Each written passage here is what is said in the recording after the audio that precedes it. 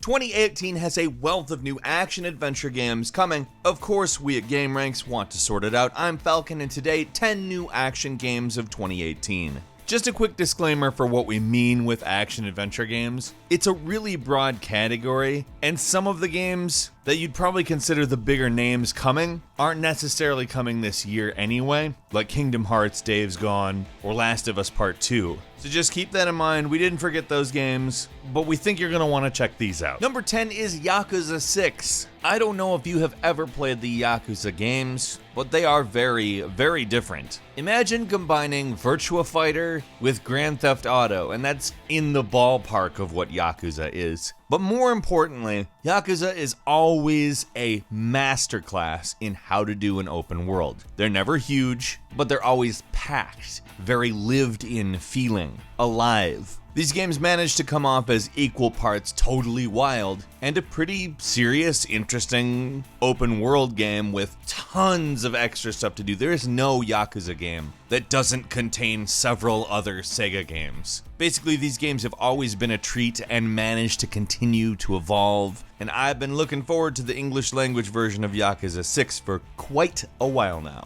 It will be released on PlayStation 4 on April 17th. Number 9 is Vampyr, a really cool looking action-adventure, possibly a little bit of RPG thrown in there, to some slightly arcadey, somewhat fast-paced looking gameplay that has me quite enticed. I tend to find that the more annoying it is to describe a game, the more likely I am to want to play it, and that seems to be the case with this game. I really don't think it qualifies as a hack and slash from the look of it, but it does give us some of those elements, as well as a narrative that is seemingly tightly woven in with the gameplay mechanics, because the game stars a doctor who has become a vampire in the middle of the early 1900s Spanish flu pandemic. Your choices on how to handle this directly influence the gameplay and story of the game. That sounds great. The imagery and tone of everything seem to very much support the idea that it's going to be great, and I can't wait to play it. That simple. Vampyr will be available on PlayStation 4, Xbox One, and Microsoft Windows June 5th. Number 8 is Far Cry 5, which is looming in the very near future, is a game that intends to provoke a little bit by centering the sort of weird, villain-like aspects on a cult leader in the United States. Mechanically speaking, some of the stuff from Far Cry Primal is making it into this game, such as the Fangs for Hire system where you can tame wild animals, and is going to come with a map editor where you can build and share maps with single-player, co-op, and competitive objectives. So far they're saying in that level editor you'll be able to use stuff from Far Cry 5 as well as assets from Far Cry 4, Primal, Watch Dogs, Assassin's Creed Black Flag, and Assassin's Creed Unity. So that's really interesting to me.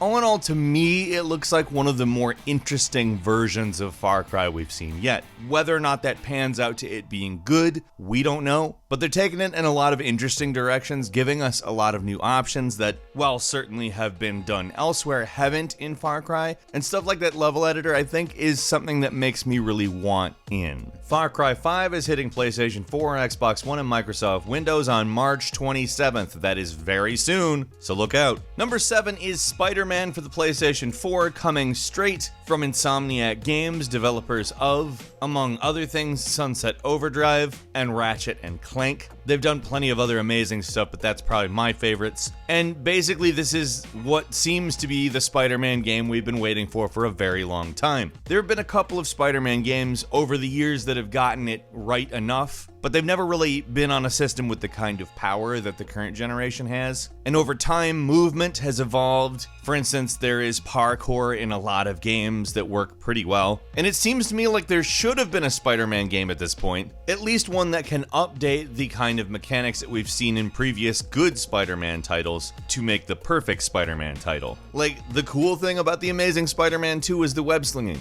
The weak part, pretty much everything else. Now the game has been placed in the hands of a dev that absolutely handles games with superpowers, and they're just great at making an open world, at making good combat systems. I think this is going to be a great game. Spider-Man is coming exclusively to the PlayStation 4 sometime in the second quarter of this year. Number 6 is A Way Out. From the director of Brothers: A Tale of Two Sons, Joseph Fares, comes A Way Out. an action-adventure game designed specifically for co-op multiplayer via split screen that takes us through the tale of some prisoners escaping prison and living out on the lam. Now, the co-op multiplayer element of this should add a level of dynamism that is often not present in straight narrative games. There's going to be a lot of timing, a lot of stealth, a lot of stuff that just generally one person could mess up a lot harder than two people. For instance, at times the second player will have to do distractions. That's not something you have to do in a single player game. Or if you do, it utilizes a mechanic that's just not the same as saying, hey, bud,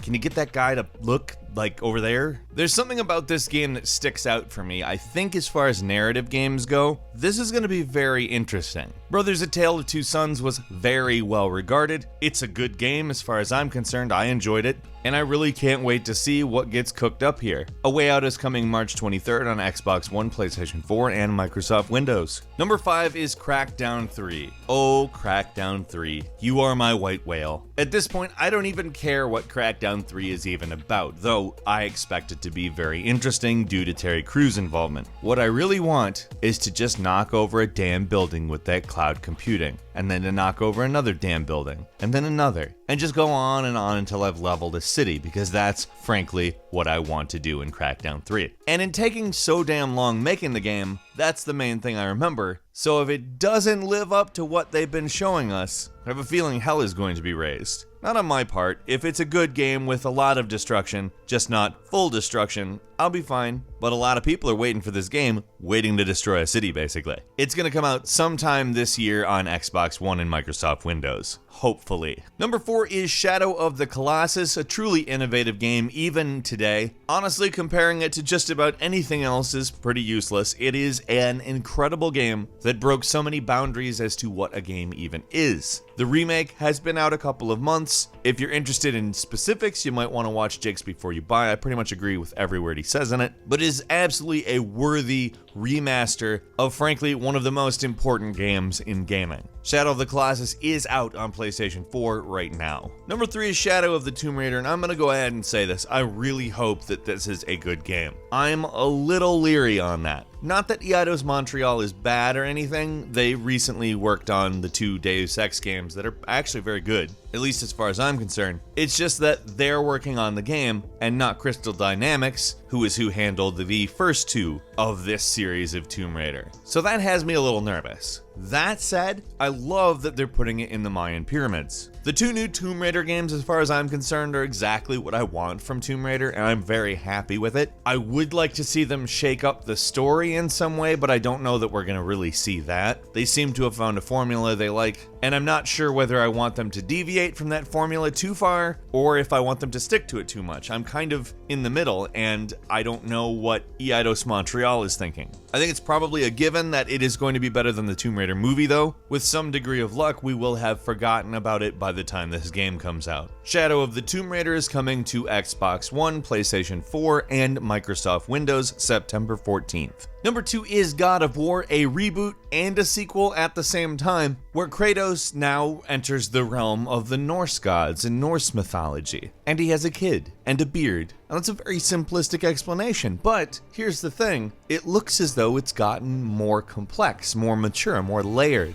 Its graphics are certainly significantly better, and in every way it does look as though it has grown. Which is interesting because there hasn't been a God of War title in a very long time. It's a return to the franchise. And in every way, I think I'm ready for all of the gameplay changes. I like the follow cam as opposed to the fixed cam. Not necessarily in every game, but in God of War it certainly looks like an improvement to me. I like the changes in weapons. I like the team mechanic we got to see a little bit of. I think the game has the potential to bring a new layer of immersion to an already really amazing series, and I am there for that. God of War is coming to PlayStation 4 on April 20th. Finally, the big one, Red Dead Redemption 2. This is something we've been waiting for a very long time, and I am so excited and interested in this game as we've had some information leak regarding various online modes, specifically Battle Royale, which Let's be completely honest, I am totally there for a primitive gun-oriented battle royale mode, but what I'm really showing up for, truly, is the single-player campaign. I love the previous Red Dead campaigns, particularly Redemption, and I just absolutely cannot wait to see what they do in Red Dead Redemption 2. They just nailed it so good with Redemption 1, and although there are some minor hiccups in that story, it generally flows in such a way that I just get entirely glued to it, in a way that not even Grand Theft Auto does. And Grand Theft Auto has actually done a pretty decent job with narrative.